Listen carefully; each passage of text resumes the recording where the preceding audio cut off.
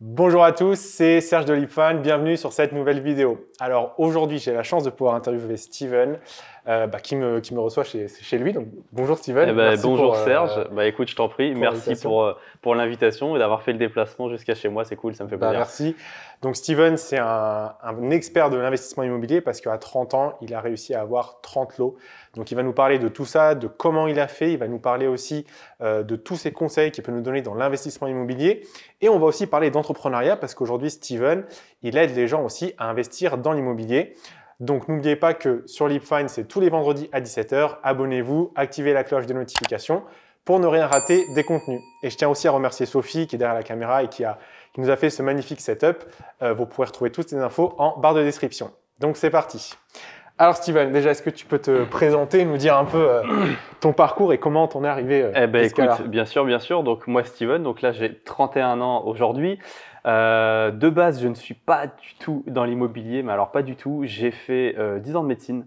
Donc j'étais dans la cardiologie aérospatiale, donc je travaillais pour le Centre spatial français et européen. Donc j'ai fait ça pendant 4 ans et en parallèle, j'étais maître de conférences universitaire, donc j'enseignais l'anatomie et la cardiologie à l'université de Caen en Normandie. Donc tu vois vraiment un parcours Rien à voir. complètement différent de l'entrepreneuriat et de l'investissement immobilier. Et aussi fou que ça peut paraître, lors de ma dernière année d'études, j'avais un peu de temps libre. C'est bête, mais j'avais un peu de temps libre, j'étais dans la rédaction un petit peu de ma thèse, etc. Et déclic perso, tu vois, un petit peu grosse introspection de moi-même où j'arrive. À l'époque, j'arrivais à 27 ans, tu vois, parce que finalement, 10 ans d'études, Ouais. t'en arrives tard, tu vois. Et j'avais 27-28 ans et gros point un petit peu perso dans ma vie. Et je me dis, bon, ben en fait, tu quand même bien avancé en âge, et en fait, j'avais l'impression d'avoir les mêmes choses qu'un gamin de 18 ans parce qu'en fait, j'étais toujours à l'école et je me dis: «Mais j'ai rien fait de ma vie, j'ai rien fait d'adulte, en fait, j'ai juste ma voiture». En fait, c'était le constat que je faisais à l'époque et je fais: «Au final, le seul bien que j'ai, c'est une voiture et puis c'est tout. Demain, je rends ma location, bah, de mon 30 mètres carrés, bah, j'ai plus rien, en fait, j'ai rien du tout». Et franchement, le réveil a été un peu brutal, tu vois, de me dire: il faut que je bouge», tu vois? Et puis, bah, je suis tombé dans l'investissement immobilier par pur hasard. Je traînais un petit peu sur YouTube, Mhm. et cetera, et je suis tombé sur des contenus gratuits et je me suis dit: «Ah tiens, beh, il va peut-être falloir que j'achète un appart, je vais le mettre à louer et puis comme ça dans 20 ans j'aurai enfin un appart», ça me paraissait cool, tu vois? Mhm. Et puis, bah, j'ai continué comme ça et puis après je me suis dit: «Mais en fait, j'ai l'impression qu'il y a un autre monde, j'ai l'impression qu'on peut gagner de l'argent avec, j'ai l'impression qu'il y a des gens qui arrivent vraiment à générer, bah, ce qu'on appelle maintenant dans le jargon du cash flow, donc du bénéfice». Et je me suis dit: «Mais c'est dingue, moi je pensais pas que ça marchait comme ça». Bah, j'étais un peu comme 95% de la population, t'achètes, le loyer rembourse un petit Mhm. peu les charges, etc. Et puis bah, j'ai continué, et puis bah, j'ai été mordu de ça. Je me demande pas pourquoi, je sais pas. C'est quelque chose qui m'a pris, et puis alors que pourtant je viens pas du tout d'une famille voilà, d'investisseurs. Mes parents ont leur maison, mais ça s'arrête là. Voilà, on a plutôt reçu l'éducation avec mes frères de faire des études, voilà, pour essayer de s'en sortir dans la vie et de pas galérer. Chose qu'on a fait, parce qu'on a tous fait au moins des bac+5 dans la famille, tu vois, donc on a vraiment suivi ça. Et puis bah, je suis tombé dedans, et puis bah, je me suis formé. Et puis tu vois, 6 mois avant la fin de ma thèse, je me suis dit: «Non, mais en fait, je vais pas encore attendre 6 mois pour acheter, je me sens prêt». J'avais déjà investi dans les formations, et Ouais. cetera. J'avais lu énormément de livres. Ça faisait déjà presque 6 mois que je faisais ça à fond. Et je me suis dit: «Bon», j'avais une partie de moi qui me disait: «Sois sérieux, attends, trouve un job, ça sera plus facile pour emprunter». Et puis l'autre partie qui me dit: «Mais je peux plus attendre», tu vois? Je pouvais pas attendre. Et puis, bah, je me suis lancé à l'assaut, donc 6 mois avant la fin de ma thèse, donc j'étais encore étudiant, tu vois? Donc j'avais le D'accord. salaire d'un étudiant qui allait pas bien haut, hein. Je gagnais à l'époque 1 350 €, tu vois? Donc tu même pas vraiment en CDI, en CDD, c'est un contrat étudiant. Et je me dis: «Bon, bah, on va quand même tenter», tu vois? Et moi, j'ai une devise qui n'est de jamais commencer petit. J'aime pas commencer petit, donc je suis parti directement sur un immeuble de rapport. Et ça a été dur. Ça a été dur d'avoir le financement. J'ai pris 17 refus, je crois, D'accord. et ça l'a fait quand même. Et puis, bah, j'ai eu mon premier immeuble et puis, bah, après tout s'est enchaîné, et cetera, et cetera, et je suis tombé dans l'investissement comme ça. Et j'ai passé mon diplôme, j'ai quand même été au bout. J'ai passé mon doctorat et le jour de l'obtention, devant le jury et la famille, j'ai annoncé que j'arrêtais tout et que je plaquais tout pour voir ce que je pouvais faire, ce que j'avais dans le ventre pour investir, tu vois, pour partir dans ce monde-là. Et puis, bah, tu vois, 2 ans après, j'avais les 30 premiers locataires, et cetera. Donc, bon, ça a été des sacrifices, hein, bah, je me suis remis au chômage parce que Ouais. j'avais pas de boulot. Donc, je suis reparti au chômage. Du coup, pour éviter les charges, etc., bah, je suis rentré vivre chez mes parents à 28 ans, après 10 ans d'autonomie et d'appartement. Donc, ça pique un peu. Donc, non, j'ai tout sacrifié, hein, j'ai tout plaqué. Et puis, bah, j'ai continué à enchaîner. J'ai galéré, j'ai dû prendre une quarantaine de refus dans ma vie parce que bah, au chômage, investir, c'est compliqué. Mais ça se fait, j'ai réussi à lever des fonds quand même. Et puis, bah, voilà, j'ai continué. Aujourd'hui, j'arrive à presque une quarantaine de lots. Et puis j'ai commencé en août 2019. Donc tu vois, on est en août 2022, donc ça fait 3 ans. Donc je m'en suis pas si mal sorti, je pense. Et du coup, bah, mon ancienne vie, je pense que je ne retournerai jamais dans la médecine, quoi. Donc voilà un petit peu pour l'histoire synthétisée, quoi, grosso modo. Bah, écoute, super histoire, super parcours. En tout cas, félicitations déjà, Ouais, parce que bah, 40 merci. lots en, quoi, en 3 ans, même pas? Ouais, 3 ans, En c'est ça. 3 ans. 3 ans, ouais. C'est fort, c'est fort. Et alors du coup, donc tu étais étudiant, donc pendant encore où tu étais cardiologue, en cardiologie. Tu me disais, tu as pris beaucoup de refus sur ton premier bien et puis sur les autres. Comment tu as fait? Quels conseils tu pourrais donner justement pour un peu obtenir des financements, tout simplement? Obtenir un Comment tu as fait, financement. si tu as des tips à donner? Bah écoute, moi, ce que j'aime bien dire, c'est également ce que je dis à mes élèves, ce qui va faire la réussite, il faut les connaissances, c'est important pour justement retravailler ses dossiers, être malin, rebosser ses stratégies, mais ce qui fait toujours la différence, c'est ta faculté à encaisser les coups, à encaisser la difficulté et ne jamais plier. Pour moi, c'est de l'état d'esprit, c'est du mindset. C'est pour ça que j'aime bien souvent dire à mes élèves, ne négligez pas votre mental, ne négligez pas tout ça, parce que la réussite est souvent derrière les difficultés. Et j'ai des personnes, tu vois, pour te prendre l'exemple, bah, il y en a au bout de 3 refus, ça sera trop dur pour elles, elles vont abandonner. Il y en a, ils vont être capables d'encaisser 8 refus, d'autres qui vont être capables d'encaisser 15 refus. Plus tu as une capacité à encaisser de la difficulté, plus ta réussite sera proportionnelle. Donc il faut simplement savoir pourquoi tu te lances dedans. Pour moi, le pourquoi vous le faites, c'est ce qui te fait tenir, c'est ce qui te fait refaire une banque de plus, c'est ce qui te fait reprendre un coup de plus, mais pas baisser les bras et repartir. Et crois-moi, c'est dur quand tu prends 17 refus.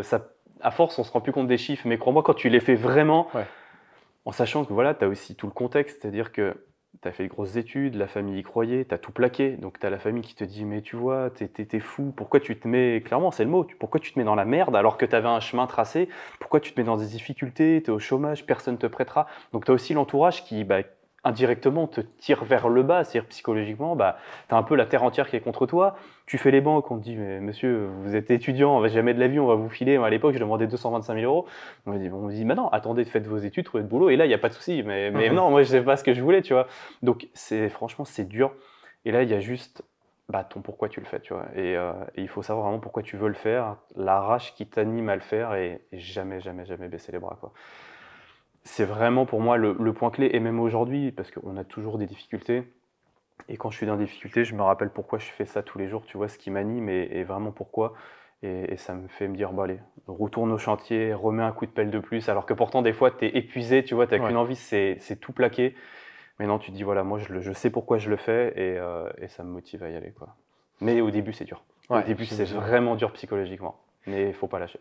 Donc voilà, donc vraiment, sachez votre pourquoi et restez déterminé face aux échecs et ne pliez jamais. En tout cas, c'est le conseil de Steven. Exactement. Ouais. Alors aujourd'hui, donc tu disais environ une quarantaine de lots. Ouais. Est-ce que tu peux nous donner en chiffres à peu près, en termes de cash flow, donc de bénéfices pour ceux qui ne savent pas ce que c'est, tu dégages et à peu près quel est ton patrimoine immobilier aujourd'hui? Alors, en termes de patrimoine immobilier, je dois tourner à peu près aux alentours d'1,5 million en patrimoine. Et en termes de cash flow, alors il faut savoir que moi, je suis quelqu'un qui fait quasiment que de la location courte durée. Donc mes cash flows peuvent varier, notamment là, on sort de l'été, la saison a été très très bien, où là, on va tourner sur... allez, je vais, pour être moyen, entre 15 000 et 20 000 euros de cash flow mensuel à peu près, en fonction des saisons. Donc ce qui est plutôt intéressant, mais beaucoup de travail. Là aussi, c'est un peu ma philosophie, j'aime pas vendre de rêve.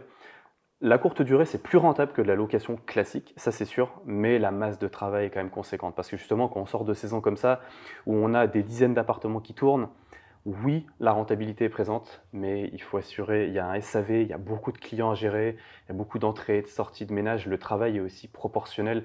En principe, on n'a jamais rien dans la vie. Si on veut gagner beaucoup, il faut fournir beaucoup d'efforts en général. Et la courte durée, c'est vrai que ça me permet moi, de faire quasiment un x3 sur ce que je pourrais gagner en vrai avec mon immobilier. mais le boulot est aussi x3, quoi. Donc ça demande de recruter du personnel, de gérer exactement, voilà, tout mettre en place les process. Mais voilà, en tout cas, ça fonctionne bien. Et puis moi, voilà, c'est ce côté un petit peu entrepreneur, gestion, organisation, moi, c'est quelque chose qui m'anime, donc ça ne me dérange pas. Et c'est pour ça aussi que je suis parti vers la location courte durée. Donc non, c'est un bon début. C'est un bon début. Bon, bah, en tout cas, environ 15 000 euros de cash flow en 4 ans, en 3-4 ans Ouais, c'est ça, ouais, d'investissement. Félicitations, c'est bah, top. écoute, merci. Pour ceux qui nous écoutent ou nous regardent, sachez que c'est possible. Steven l'a fait, donc vous aussi, vous pouvez y arriver. Et alors, justement, on s'adresse aux personnes qui nous écoutent, aux personnes qui n'ont pas encore investi, qui ont peur de se lancer. Quels conseils tu pourrais leur donner, toi qui as du coup maintenant une belle expérience? Puis j'ai aussi l'habitude avec mes élèves justement qui sont souvent dans ce cas de figure. Lorsqu'on débute, je pense qu'il faut se former. Il faut se former. Pourquoi souvent, quand je dis ça aux gens, même sur les réseaux, souvent ils disent bah, c'est normal, tu plaides ta propre paroisse. Donc, non, moi, c'est toujours ce que je dis. Trouvez quelqu'un qui fait des choses qui vous ressemblent, dans lequel vous vous identifiez, une personne dans laquelle vous avez confiance. Et vraiment, allez-y, parce que si vous ne vous formez pas, vous allez toujours être rempli de doutes. Vous allez avoir 1000 questions. Je vous dis, vous avez tout l'entourage qui n'est pas forcément de ce monde, qui n'a pas forcément ce système de pensée que doit avoir un investisseur. Et ça sera très, très compliqué de décoller. Essayez de vous créer votre propre écosystème de personnes qui sont dedans, des personnes qui le font. Et il faut apprendre des choses. On ne va pas rentrer dans les détails, mais il y a de la fiscalité qui est très important. Et souvent, on a l'impression qu'on peut trouver ces infos par nous-mêmes, à droite à gauche sur Internet, parce qu'on n'a pas envie de donner 1000 ou 2000 euros pour une formation. Et je l'entends, j'étais pareil à l'époque. Il m'a fallu énormément de temps pour passer cette barrière psychologique de se dire, bah écoute Steven, cette fois, tu mets 2000 euros, tu ne vas pas t'acheter un iPhone ou tu les mets dans une formation. Ce pas m'a fait très mal. Il m'a fallu 6 mois pour le faire. Entre le moment où je suis tombé sur les vidéos YouTube gratuites et le moment où j'ai investi sur moi-même, aujourd'hui, avec le recul, c'est plus facile de dire que je ne le regrette pas parce que forcément, ça m'a rapporté beaucoup plus que ce que m'a coûté la formation. Mais voilà, on a besoin d'apprendre à penser différemment, à penser comme un investisseur. Il y a beaucoup de stratégies à savoir, beaucoup de fiscalité, beaucoup d'enchaînement. Et si vous voulez commencer, si vous voulez lever vos peurs, les connaissances vont vous lever quand même énormément de peur parce que c'est plus l'inconnu et au final, c'est quand même très humain. On a peur de ce qu'on ne connaît pas. Et au final, quand tu commences à maîtriser un secteur, quand tu commences à maîtriser des compétences, bizarrement, tu en as beaucoup moins peur. Et quand tu vas faire tes premières visites, tu te dis, c'est pas totalement inconnu. Je l'ai déjà vu, j'ai déjà eu des études de cas, je sais à peu près ce qu'il faut regarder. Il reste toujours une petite part de peur. À un moment, il faut se faire confiance et se lancer. Mais il faut quand même acquérir un peu de compétences, je pense, pour être capable de franchir le pas. Et ça, c'est vraiment le meilleur conseil aux débutants parce que sinon, on est devant un océan d'informations. On a l'impression qu'on a tellement de personnes qui nous disent il faut faire ça, et puis il y a ça. Et on se dit, mais je suis perdu en fait. Donc à un moment, il faut se recentrer, vous trouvez un ou deux mentors, vous vous formez et vous y allez, quoi. Franchement, moi, c'est vraiment, ne vous éparpillez pas, faites-vous confiance, investissez sur vous-même et ça vous le rendra, quoi. Vraiment, moi, c'est comme ça que je vois les choses. C'est hyper intéressant ce que tu dis parce que tu parles non seulement du fait de te former, mais ce que tu as dit aussi, c'est le fait d'avoir un entourage qui est aussi en relation avec les objectifs qu'on veut atteindre. Exactement. Et ça, on ne l'entend pas très souvent, donc c'est un super conseil, en tout cas, d'avoir aussi un entourage, un environnement, je dirais même, qui te pousse vers ces objectifs. C'est exactement ça. Je pense que si tu fais un petit peu de dev perso, tu as déjà entendu cette phrase, on est un petit peu le reflet des 5 personnes qu'on côtoie le plus. Et moi, je crois beaucoup à ça. Et même si des fois, on essaie d'occlure un peu son esprit, de se dire, bon, j'écoute pas telle personne, si tu passes beaucoup de temps avec ces gens, indirectement, tu vas vraiment te faire imprégner. Donc, à vous, parce que souvent les personnes disent, bah oui, mais j'ai l'entourage que j'ai. À vous d'aller vous le refaire un petit peu numériquement, de vous entourer de livres, vous entourer de podcasts, d'audio, de personnes qui font ça et de se faire un petit peu baigner par leurs idées, baigner par leur façon de réfléchir. Et ça aide énormément aussi à gagner en confiance. Et moi, c'est ce qui m'a aidé. Franchement, je me dis, bon, on me dit que non, mais j'ai tellement de personnes qui, elles, l'ont fait et qui me disent qu'il faut y aller, que c'est possible. À vous de choisir votre camp et de faire basculer la balance un peu du côté de ces personnes-là. Et franchement, je trouve que ça fait vraiment la différence, quoi. Donc c'est important, c'est vraiment important. Et pas trop se disperser aussi. Parce qu'aujourd'hui, on a tendance à avoir tellement d'informations, notamment avec les réseaux YouTube, on a beaucoup d'infos. Et souvent, les gens se perdent. Moi, j'ai beaucoup de personnes qui m'appellent et qui me disent j'ai entendu ça. Et puis, j'ai une autre personne qui m'a dit qu'avec les travaux, il ne fallait plus en faire si les matériaux augmentaient. Et puis, d'autres qui m'ont dit que oui. Et souvent, on essaye de suivre 10 000 personnes en même temps parce qu'on pense que ça va nous donner plein d'infos. Et en fait, c'est pas bon parce qu'en fait, on se mélange et on n'est pas focus sur une ligne et franchement, c'est contre-productif, quoi, à mon goût. Donc voilà un peu mon point de vue là-dessus, quoi. Donc du coup, on parlait d'environnement, on parlait de s'entourer de personnes qui ont les résultats qu'on veut obtenir. Ouais. Et il se trouve que toi aussi, du coup, maintenant, tu aides aussi les personnes à investir dans l'immobilier. Exactement. Est-ce que tu peux nous parler justement de ce que tu proposes, comment Bien sûr, tu aides ces personnes? bien sûr. Alors moi, si tu veux, je suis parti d'un constat à l'époque où justement j'étais à la place de mes futurs élèves, où c'est moi qui débutais, etc. Donc j'ai commencé moi aussi en prenant les formations vidéo qui se font beaucoup actuellement. Et j'avais fait le constat que ces formations vidéo étaient certaines très bien, mais on était quand même dans des choses qui étaient très théoriques. Et je me souviens très bien, lorsque j'ai fait mon premier investissement, j'avais beaucoup de travaux dessus. Et j'ai commencé mes premiers devis d'artisan et j'étais complètement largué. Parce que oui, je connaissais un peu la fiscalité, les rentabilités, mais tout ce qui était manuel, la partie travaux, je ne connaissais pas du tout. Et je me rappelle toujours cette anecdote, quand mon menuisier est débarqué la première fois et a commencé à me dire bon, ok, on va changer les fenêtres, alors on met quoi? Un dormant de 60. J'ai regardé, je me suis dit mais je ne sais pas de quoi tu me parles. Et là, je me suis dit mais ma formation, elle n'est pas du tout en train de me sauver et je suis tout seul, quoi. Donc moi aujourd'hui, mes programmes, donc tu as dedans des formations vidéo, donc ça il y en a parce que ça reste quand même un moyen, voilà, quand même plus simple de diffuser de l'information. Mais dedans, j'essaye toujours de faire 30-40% de théorie. Il la faut, c'est important quand même de maîtriser voilà, l'effet de levier, les fiscalités, etc. C'est quand même très important, tous les calculs, c'est sûr que c'est important. Mais j'inclus toujours 70-60% de pratique. On voit les corps de métier, on voit la rénovation, comment on estime les travaux, qu'est-ce qu'il faut anticiper aussi. J'essaye de mettre le plus de retours d'expérience possible pour se dire, ok, par expérience, j'avais perdu du temps parce que j'avais pas monté ce dossier, j'avais pas pensé à lancer ça, ou je maîtrisais pas bien mon électricité, puis je me suis retrouvé à pas savoir ce qui se passait chez moi, et en fait ça a été une erreur, je pensais pas avoir ça. Donc tout ça, j'essaie vraiment de le mettre dans mon contenu pour que les personnes aient à la fois la théorie et ont l'impression d'avoir gagné de l'expérience pratique en fait sur le terrain. C'est sûr ce que me disent mes élèves. À la fin de la formation, on a l'impression d'avoir gagné 5 ans d'expérience. Je mets également on part sur le terrain ensemble, je montre des immeubles, comment je les ai achetés, ce qu'ils sont devenus, l'analyse des devis qui vont avec, pour dire voilà, ça j'ai fait, ça a été une erreur, ça n'a pas été une, voilà ce que j'ai acquis aussi par expérience. Donc moi j'aime bien vraiment mettre beaucoup de contenu d'expérience dedans. Donc tu as ça.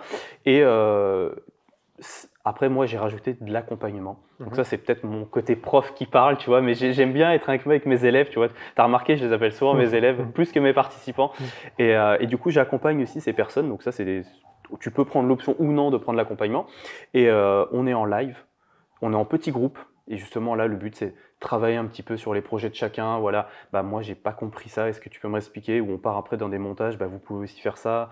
Et là, vraiment, on échange et les personnes voilà, disent un peu, tiens, moi, dans mon cas de figure, je suis dans telle situation, tu me conseillerais quoi? Donc, tu as les autres il y a vraiment une interaction, une synergie, ça se pousse vers le haut. Et ça, c'est vraiment quelque chose que j'aime bien. Donc moi, je travaille vraiment comme ça. Ça dure 1 an. En principe, les accompagnements sont sur 1 an. D'accord.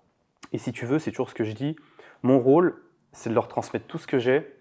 Et à la fin de cette année, je sais que mes élèves sont autonomes, ont déjà mis des choses en place. Il y en a qui ont déjà même fait des investissements, même plusieurs.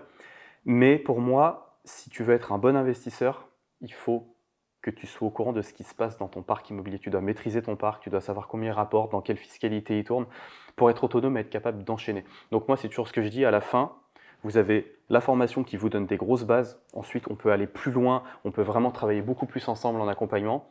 Et dans 1 an, vous pouvez prendre votre envol. Vous n'en savez autant que moi et je sais que vous êtes autonome. Et moi, c'est vraiment une formule que j'aime bien faire et qui donne du résultat à mes clients. Donc moi, j'aime bien fonctionner comme ça, quoi. Et qui me donne du plaisir aussi, parce que je retrouve ce côté prof que j'adore. Donc voilà. Donc une formation avec une partie théorique vidéo, une formation avec de l'accompagnement en option. Donc ça, c'est important parce que comme tu dis, la théorie, ça se trouve, mais derrière, il faut aussi passer à l'action. Et ça, c'est important d'avoir ton appui. Et puis aussi une formation axée beaucoup sur la pratique. Et ça, c'est important parce que en fait, je me retrouve tout à fait dans ce que tu dis. C'est vrai qu'il y a des termes techniques qu'on ne retrouve pas forcément dans ces vidéos un peu théoriques. Et une fois sur le terrain, on se dit, comment on fait? C'est plus compliqué. Quand on est dans la vraie vie, comme j'aime bien le dire, dans la real life, tu te rends compte que finalement, les calculs de théorie, c'est bien joli quand on est à la maison et qu'on se penche un peu sur nos projets, ce qui est important.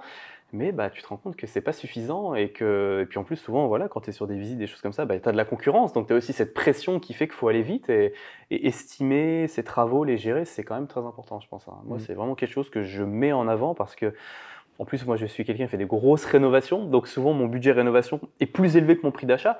Donc les travaux, c'est pas à négliger en termes de rentabilité et de coût, parce que ça a un impact quand même, voilà, sur des immeubles, des fois à 150 000 euros, j'ai 300 000 euros de travaux. Donc il faut pas se rater sur la partie travaux, parce que ça représente quand même une somme d'argent qui est quand même conséquente, donc il faut pas se rater et il faut y être préparé. Donc pour moi, c'est vraiment très important. Bon, en tout cas, il y aura toutes les infos en barre de description sur les formations de Steven. Et il y aura aussi son Instagram, tous ses réseaux. Et je vous invite vraiment à aller voir ce qu'il fait et aussi à lâcher un petit pouce bleu sur la vidéo. Ouais. Ça fait toujours plaisir. Alors du coup, aujourd'hui, tu aides les gens à investir dans l'immobilier. Ouais. Et alors, qu'est-ce qui a fait que tu as décidé d'entreprendre? Parce que finalement, c'est une autre activité. Tu es investisseur d'un côté, puis tu es aussi devenu entrepreneur. Deux casquettes totalement différentes. Eh bien, écoute, le côté entrepreneuriat, tout simplement, et on en a discuté avant, donc c'est marrant, c'est par rapport au thème rentier.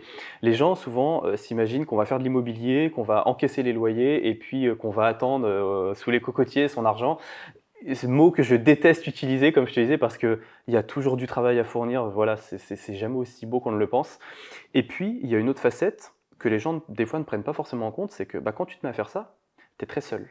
Très, très seul, parce que tu n'as plus de collègues de bureau, ça peut paraître bête, mais tu es très seul socialement parlant. Et puis, à un moment, tu t'ennuies, tu vois. Et moi, j'avais 30 ans, donc je me suis dit, je vais ne pas attendre mes loyers à 30 ans, même si ça me demande de la gestion du travail, ça reste quand même psychologiquement peu stimulant, tu vois. Et puis, j'ai toujours été bosseur, tu vois, donc j'ai envie de challenge, etc. Et l'avantage avec l'investissement, c'est que aujourd'hui, j'ai eu cette chance de pouvoir monter les entreprises qui me tenaient à cœur, parce qu'aujourd'hui, je peux me payer ce luxe de faire des choses que j'aime. Et pour moi, je me suis dit, bon, il faut que je crée des entreprises maintenant pour me donner une activité, faire d'autres challenges. Et j'ai eu la chance de pouvoir choisir ce que je voulais faire. Et donc, automatiquement, moi qui ai adoré ce côté enseignement, ça s'est imposé un peu naturellement à moi de me dire, il va falloir que je me retrouve avec mes élèves. Déjà, ça va me refaire des interactions sociales. C'est ce qui m'anime, c'est ce qui me passionne. Moi, être en live 2 heures avec mes élèves, ça passe tout seul, je ne m'en rends même pas compte. Et du coup, je me suis dit, maintenant, dans quoi je vais le faire? Puis, ma nouvelle compétence s'est imposée à moi et je me suis dit, c'est évident, en fait. Tous les planètes s'alignent, comme on dit. Et je me suis dit, là, il faut que j'aille aider à mon tour mes futurs élèves à comprendre l'investissement et à aussi franchir le pas et puis potentiellement changer leur vie comme ça a changé la mienne. Donc aujourd'hui, c'est comme ça que je vois l'entrepreneuriat. Et puis après, ça t'ouvre 1000 portes, tu as envie de faire plein de projets, tu as envie de faire du podcast, tu as envie de faire plein de choses. Donc puis voilà, je suis mordu aussi d'entreprendre, tu vois. Donc moi, dès qu'on me propose des projets, quand tu les travailles pour toi-même, pour ta propre vie et avec ta façon de voir les choses, c'est stimulant. Enfin, moi, ça m'anime. Rien que le fait d'entreprendre, en fait, je crois que rien que l'entreprise en soi m'anime. Donc, franchement, ça pourrait être n'importe quoi que ça me ferait plaisir, tu vois. Donc, c'est comme ça que j'en suis venu à l'entrepreneuriat, quoi. Et alors, du coup, maintenant que tu es entrepreneur, est-ce que tu aurais des conseils à donner aux personnes qui veulent entreprendre, alors que ce soit dans la formation ou dans n'importe quel Bien domaine? sûr, dans n'importe quel Est-ce qu'il y a domaine. il y a des choses que tu as vécues et qui font qu'aujourd'hui, tu peux aider les gens à... Eh bien, écoute, l'entrepreneuriat, pour moi, c'est à peu près la même chose que quand tout à l'heure, je vous ai dit, les refus en banque, c'est dur.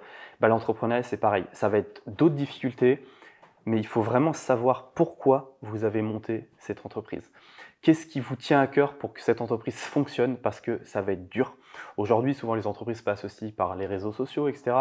Croître sur les réseaux sociaux, c'est très très dur. Il faut du temps, il faut de la patience, il faut travailler des fois longtemps dans l'ombre. Si je prends mon exemple, mon compte Instagram a peut-être mis 2 ans avant de décoller. Donc pendant 2 ans, tu travailles, tu publies, comme s'il allait être vu par des milliers de personnes, alors qu'en fait tu as 40 personnes qui le voient, et tu ne dois pas te décourager. Si tu sais pourquoi tu le fais, si ça te tient à cœur cette entreprise et que tu ne veux pas la rater, parce que c'est ton objectif de vie, tu dois te battre tous les jours. Tu dois te battre intelligemment, c'est-à-dire que tu dois te remettre en question, pas foncer tête baissée dans quelque chose qui ne fonctionne pas. Être entrepreneur, c'est ça. Je dirais que c'est une remise en question perpétuelle. Pas foncer tête baissée, il faut toujours faire une introspection sur soi-même. Parce que je pars du principe que quand tu es entrepreneur, si quelque chose ne marche pas, c'est probablement de ta faute. Donc peut-être que tu as une mauvaise posture, peut-être que ta façon de parler ne va pas bien, peut-être que ta communication n'est pas bonne, etc., etc., tes gestions, tous les process que tu mets en place. Et donc, il faut sans arrêt se remettre en question, mais il ne faut pas lâcher. Il ne faut pas lâcher, se dire, OK, ça ne va pas, je recommence, je recommence. La réussite se trouve toujours derrière l'échec de plus, tu vois, donc il ne faut pas lâcher. Et pour moi, ça se résume toujours à la même chose. Pourquoi vous le faites? Parce que si votre motivation n'est pas assez forte, un jour, il y aura une difficulté tellement dure que vous arrêterez, tu vois. Donc, il faut vraiment ta motivation soit suffisante. Et là-dessus, je fais un petit aparté. Pour moi, l'argent n'est pas une source de motivation à mes yeux parce que l'argent, souvent, parce que je vois beaucoup de jeunes débuter, je veux monter mon entreprise ou je veux faire un investissement parce que je veux gagner beaucoup d'argent. Je le comprends, je ne juge pas, je le comprends. J'ai peut-être été comme ça moi aussi à l'époque, mais tu t'aperçois que l'argent n'est pas une fin en soi et que quand tu commences à en avoir, tu t'aperçois que ce n'est pas vraiment ça ta conviction numéro un, ta conviction profonde qui te fait continuer parce que sinon tu arrêterais tout dès que tu aurais de l'argent. Donc ce n'est pas un bon motif, faites-le parce que vous avez vraiment envie de le faire pour des raisons qui vous sont propres, mais à mon avis l'argent n'est pas un bon motif, tu vois. Enfin je pense, c'est mon point de vue. Donc voilà. Moi, je vous invite à écrire en commentaire pourquoi vous faites les choses, pourquoi vous vous levez le matin, c'est important. Pourquoi on se lève le matin, pourquoi on va au travail et quels sont vos projets. Donc, écrivez en commentaire pourquoi vous faites tout ça. Alors, on en parlait tout à l'heure hors caméra. Tu es quelqu'un qui lit beaucoup aussi. Ouais. Et on sait qu'on parlait de développement personnel et de mindset, que c'est important pour... c'est un peu le précurseur de nos actions au final. Exactement. Ouais. Est-ce que tu aurais des livres à nous recommander? Si on avait 3 à nous recommander, qu'est-ce que tu écoute, bien sûr. Mon top 3 qui me vient, pourtant j'en ai lu beaucoup, ça serait des classiques que je pense que peut-être beaucoup vont connaître, toi ça va te parler aussi. Père riche, Père pauvre. Donc ça c'est le tout premier que j'ai lu et c'est celui-là qui m'a mis une grosse claque. Franchement, il m'a mis une très très grosse claque. Donc même si c'est un classique, il fait toujours son effet quand même. L'autoroute du millionnaire de MJ DeMarco, qui est quand même très bien, très similaire à Père riche, Père pauvre, mais dit d'une autre façon qui m'a, moi, limite plus parlé que Père riche, Père pauvre. Et dans un autre domaine qui n'est pas l'éducation financière, mais un livre que je trouve vraiment excellent, c'est les 4 accords Toltec. Les 4 accords Toltec, eux, sont vraiment très puissants. Et puis après, j'en aurais plein d'autres aussi, tout ce qui est les autobiographies de personnes à succès. Ça, c'est vraiment intéressant parce que même si tu n'aimes pas la personne en soi ou tu n'aimes pas la finalité, ce qui est très intéressant dans ces livres, c'est tu vois un petit peu le cheminement de ces personnes, tu t'aperçois qu'en fait, ils ne sont pas plus chanceux que toi et tu vois un petit peu leur capacité justement à avoir encaissé des difficultés, encaissé des douleurs et souvent tu te dis, des gars comme Elon Musk par exemple, tu dis, bon, en fait, il est incroyable aujourd'hui, mais finalement quand tu vois comment ils ont commencé ou comme le fondateur de Nike, Phil Knight, où tu te dis, mais en fait, ils n'étaient pas beaucoup différents de toi et moi, c'est juste qu'ils n'ont jamais lâché et des fois, c'est ça que j'appelle te recréer ton entourage, te recréer ton mindset. Et comme tu l'as dit, le mindset, pour moi, c'est un précurseur de tout. Si tu n'as pas cet état d'esprit, tu ne réussiras pas dans l'entrepreneuriat, tu ne réussiras pas dans l'investissement. C'est mon point de vue, mais pour moi, ça va être très compliqué parce que ton état d'esprit va quand même conditionner beaucoup de choses. Donc c'est vraiment le top 3 des livres, mais franchement, il y en a plein. Lisez-les autant que vous voulez. Plus vous allez en lire, mieux c'est, franchement. Même si des fois, c'est redondant, il y a toujours au moins, c'est ce que je dis, il y a toujours au moins 5% à prendre dans un livre. Et franchement, c'est vraiment une bonne source d'information, quoi. Parfait. Bon, en tout cas, merci pour tes conseils. Écoute, merci pour ton temps. Est-ce que tu as un dernier mot à dire aux personnes qui nous regardent, qui nous écoutent pour conclure? Ouais, bien sûr. Dernier mot, c'est franchement, ne vivez jamais avec des regrets. Donc, entreprenez les choses que vous avez envie d'entreprendre. N'hésitez pas, tombez, relevez-vous, cassez-vous la gueule plusieurs fois s'il faut, mais c'est pas grave. Trouvez pourquoi vous voulez le faire. Et n'ayez pas de regrets, investissez-vous à 100%, travaillez, lisez, bossez dur, levez-vous le week-end. Moi, pendant 2 ans, j'ai pas pris de vacances, j'ai pas pris de week-end et Dieu sait que je le regrette pas. Mais donnez-vous la chance de le faire. Et si ça fonctionne pas, au moins vous n'aurez pas le regret, c'est que c'était pas fait pour vous. Mais je crois qu'il n'y a rien de pire au monde que de vivre avec des regrets. Donc faites les choses, faites-les à 1000% et au moins vous serez plus heureux comme ça. Ce sera le mot de la fin. Merci encore Steven pour ton temps. Écoute, je t'en prie, merci à toi pour l'invitation. Et pour tous tes conseils. De toute façon, vous aurez tout en barre de description, les réseaux de Steven et ses formations. Pareil pour Sophie aussi qui s'occupe du montage et qui nous a fait ce beau cadre. Donc merci à tous d'avoir regardé la vidéo. Et maintenant, vous pouvez regarder une autre vidéo qui se trouvera sûrement par ici. Et je vous souhaite une bonne journée. Portez-vous bien. Salut. Merci, ciao.